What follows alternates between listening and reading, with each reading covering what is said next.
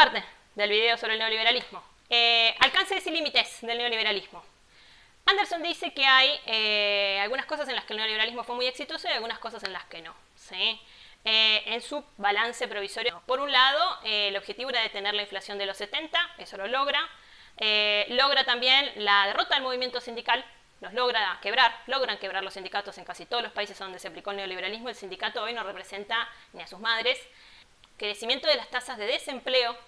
Hay un alto crecimiento de las tasas de desempleo y es parte de los programas de ajuste, el desempleo para mantener ese ejército de reserva del que les hablaba en el video 1, y sobre todo una hegemonía ideológica. ¿Sí?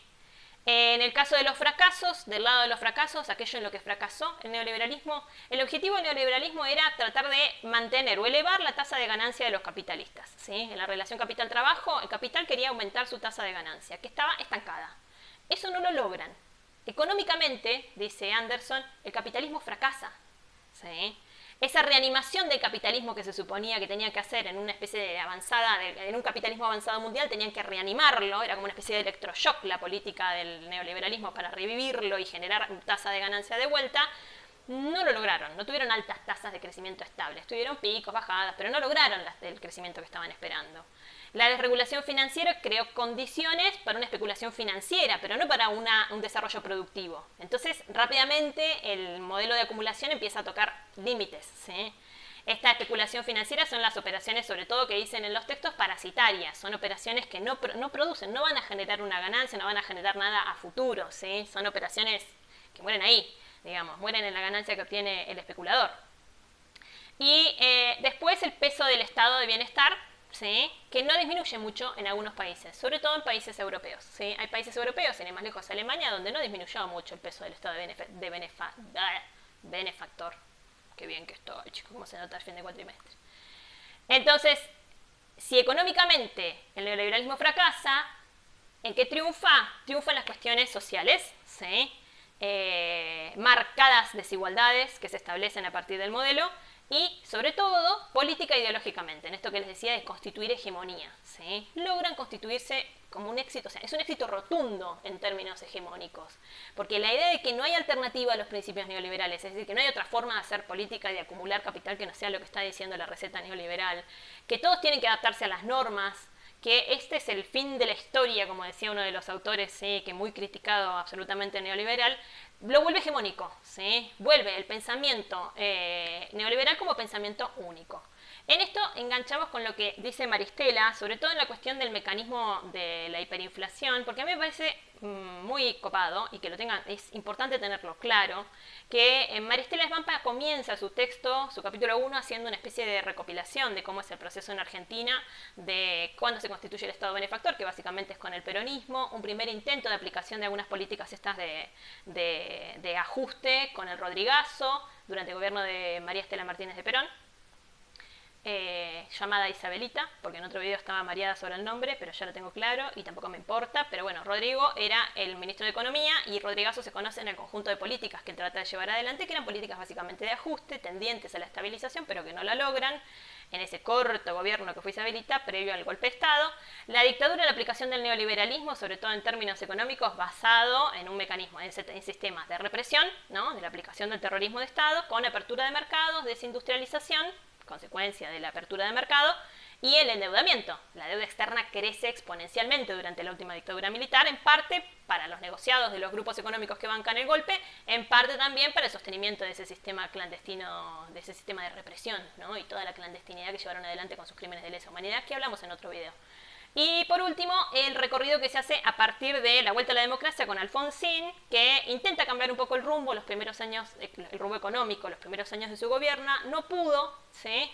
Y debido a debilidades múltiples que tenía su gobierno, a procesos sociales múltiples que lo atravesaron, que ahora vamos a detallar en el 89 un poco cuáles fueron, frente a la fuerza que tenían los sindicatos peronistas, los conflictos económicos e institucionales en esa democracia tan frágil que llevábamos adelante del 83 al 89, no permitieron que se sostuvieran políticas de Estado benefactor y comenzar a aplicarse a partir del 89 de forma furiosa el neoliberalismo. El 89 para María Estela es un punto de inflexión en la política argentina, que sella, por un lado, la alianza entre los sectores económicos, los grupos de poder en Argentina y los políticos de turno, ¿sí? Sobre todo el partido peronista con Menem, ¿sí?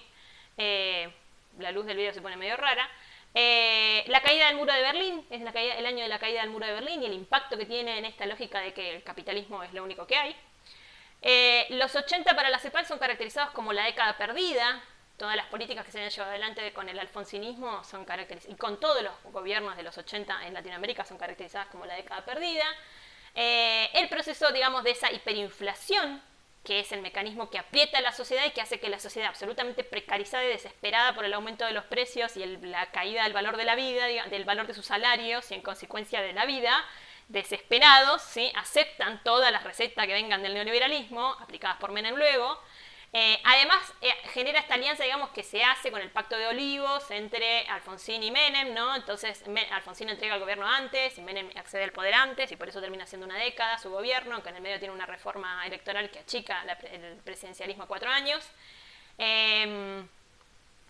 Y después, las cuestiones que afectan en el 89 fundamentalmente tienen que ver con cuestiones, para mí, ¿no? Para mí, fundamentalmente, pero no lo dice Maristela en esos términos, lo digo yo, tiene que ver con la cuestión de los conflictos heredados de la dictadura y de cómo se trata de llevar adelante en Argentina, a pesar de la fragilidad que teníamos en la democracia, una política de justicia, de saber la verdad y de hacer una reconstrucción histórica. Los juicios a las juntas, ¿sí? El movimiento Cara Pintadas, que son los militares que se resistían a las investigaciones que se estaban haciendo sobre los crímenes de lesa humanidad, y entonces en esa resistencia hacen un levantamiento, además de amenazas constantes de que iban a sacar los tanques a la calle, bla, bla, bla. El movimiento Cara Pintada, con Aldo Rico a la cabeza, googleen movimiento Cara Pintada, miren esas fotos de Rico cuando era joven, son muy feas, pero bueno, es un acontecimiento histórico de peso. El discurso que hace Alfonsín cuando se termina ese levantamiento, que fue en una Semana Santa, es como bastante fuerte, y a partir de ahí Alfonsín sanciona las leyes, o sea, el gobierno alfonsinista, dentro del gobierno alfonsinista se sancionan las leyes de obediencia debida y punto final,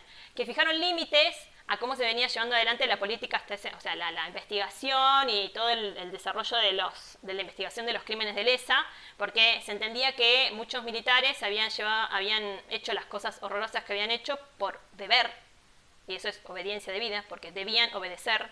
No es debida por debida de personas, de vidas, sino de vida de deber, ¿sí? Entonces, como debían obedecer a sus jefes, por eso habían violado sistemáticamente mujeres, por eso se habían apropiado de niños, por eso... Y el punto final, que hasta ahí se investigaba. Punto final de la investigación, no investigamos más nada. Listo, dejémoslos a los muchachos tranquilos, así no siguen tomando los batallones del ejército. Esa fue un golpe muy duro para la política de derechos humanos en Argentina, desacreditador absoluto de la esperanza que tenía la población en Alfonsín, en la democracia, en el regreso, en la libertad, digamos. Y luego, bueno, dentro de las quiebres que hay dentro de la izquierda, el copamiento de la tablada, el levantamiento, el intento de toma de un regimiento militar de parte de las organizaciones de izquierda, con Gorriarán Merlo a la cabeza, entre otros, que intentan tomar ese regimiento de la tablada, por eso se le llama copamiento de la tablada. Googleen también copamiento de la tablada, ves todas las fotos, porque la revista Gente lo cubrió y eran tremendas esas fotos. Y ese copamiento de la tablada generó un quiebre muy fuerte dentro de las organizaciones de izquierda, o sea, en la posible oposición que construyera una izquierda más o menos sólida. Con lo del copamiento de la tablada quebraron. Y luego, con la llegada de Menem al poder en el 90, los indultos, porque obediencia debida y punto final permitieron igual que se hicieran el juicio a las juntas, porque entonces se enjuició a los principales líderes de la última dictadura, pero no permitió que se siguieran enjuiciando a todos los demás, entre ellos, por ejemplo, a Checolás, que en plena democracia, cuando se lo estaba juzgando, le hicieron la desaparición de Julio López. Y después los indultos que llevó adelante, o sea, hacen el juicio a las juntas, condenan a las juntas y Menem los indulta. Qué hermoso momento de la historia argentina, ¿no? No es hermoso, fue doloroso, fuerte, y a mí me parece como uno de los grandes momentos en los que todavía no me puedo explicar cómo la gente lo siguió bancando a Menem después de eso. Pero bueno, ¿cómo la gente lo siguió bancando a Menem después de eso? Ahí vamos, video 3.